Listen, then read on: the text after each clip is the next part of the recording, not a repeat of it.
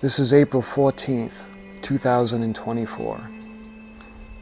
A few hours from now, in the year 1912, a ship called R.M.S. TITANIC left on her maiden voyage, bound for New York. She would cross the northern Atlantic. Sadly, she would never meet her destination. She would strike an iceberg, and in the early morning hours of April 15th, at 2:20 a.m., she would slip beneath the waves of the North Atlantic and disappear forever, leaving behind a few broken families and a few lifeboats. If I may, I'd like to read to you from Memorial Edition, The Sinking of Titanic.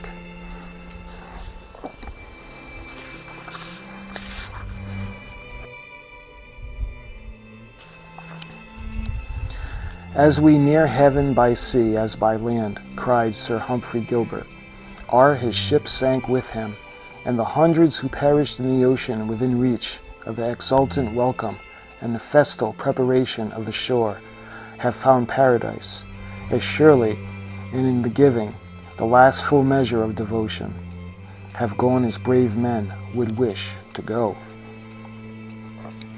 Sorrow that is too deep and strong for words clutches the heartstrings of humanity, and the nation mourns for the heroic dead who were carried down into the sea with the crushed Titanic.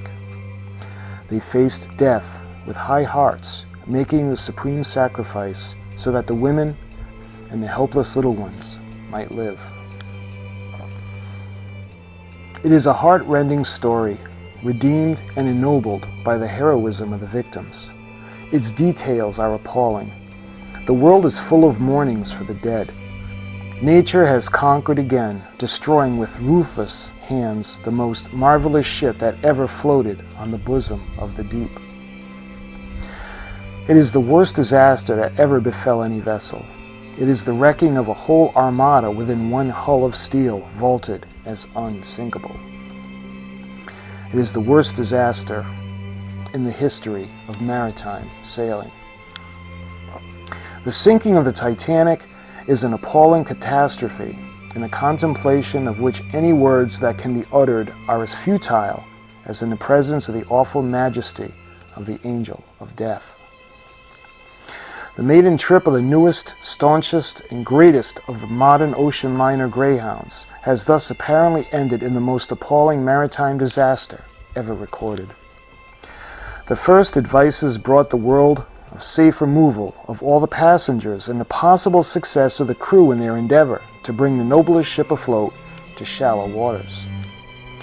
Another triumph of the wireless telegraph was hailed from both shores, went up a paean of thanksgiving that the overwhelming loss was not of life but of things material, however valuable, are far less dear, and they can be replaced.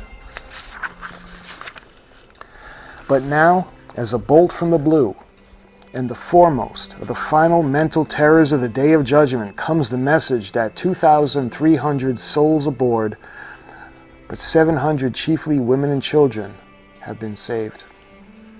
All earthly concerns besides the calamity seem to fade into listlessness and nothingness. The sole redeeming circumstances is that heroes met their death like men, and that human love was victorious over human terror, and mightier than death, the open grave of the remorseless deep. One alleviating circumstance in this terrible tragedy is the fact that the men stood aside and insisted that the women and children should first have places in the boats. They were the men who were accustomed merely to pronounce a wish to have it gratified.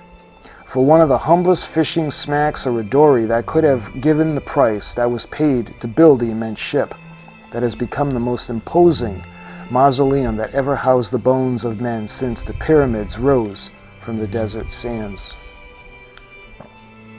But these men stood aside. One can see them and gave place not merely to the delicate and the refined, but for the scared women in the steerage with her toddler by her side, coming through the very gate of death and out of the mouth of hell to the imagined Eden of America. Too many of those who went at it harder to go than to stay there on the vessel gaping with its mortal wounds and ready to go down. It meant that, tossing on the waters, they must wait in suspense hour after hour, even after the lights of the ship were engulfed in appalling darkness, hoping against hope for the miracle of the rescue dearer to them than their own lives. In a tradition of Anglo-Saxon heroism that fulfilled in the frozen seas during the black hours of the night, the heroism was that of the women who went as well as the men who remained.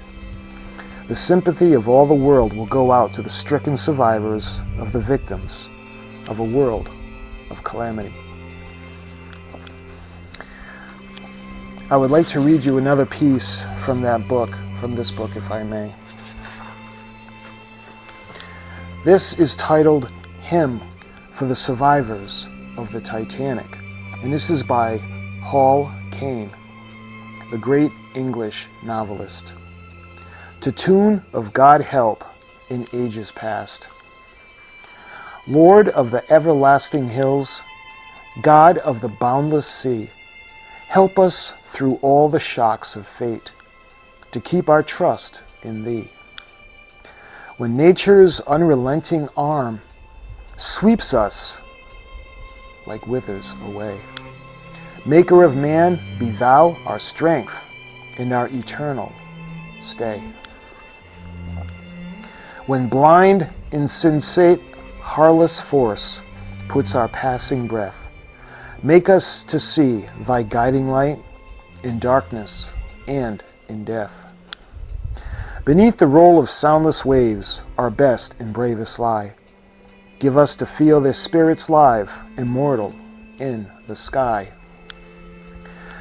We are Thy children, frail and small, formed by the lowly sod. Comfort our bruised and bleeding souls, Father and Lord, Thy God.